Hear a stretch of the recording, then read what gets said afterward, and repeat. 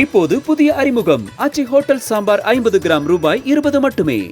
தமிழ்நாடு சட்டப்பேரவை கூட்டத்தொடர் நடைபெற்று வரும் நிலையில் முன்னாள் முதலமைச்சர் ஓ பன்னீர்செல்வம் சட்டப்பேரவை கூட்டத்தொடரில் கலந்து கொள்ளவில்லை. குறிப்பாக கடந்த பிப்ரவரி மாதம் ஓபிஎஸ்க்கு சட்டமன்றத்தில் எதிர்க்கட்சி துணைத் தலைவர் இருக்கையை மாற்றினார்கள். முன் வரிசையில் இருந்த அவரது இருக்கை பின் வரிசைக்கு மாற்றப்பட்டது.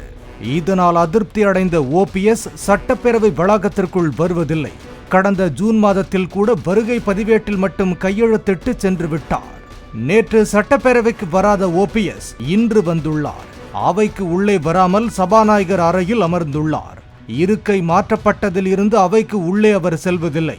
அவரது இருக்கை தற்போது அதிமுக முன்னாள் அமைச்சர் ஆர்பி உதயகுமாருக்கு வழங்கப்பட்டுள்ளது குறிப்பிடத்தக்கது. இப்போது புதிய அறிமுகம் ஆச்சி ஹோட்டல் சாம்பார் 50 கிராம் ரூபாய் 20 மட்டுமே.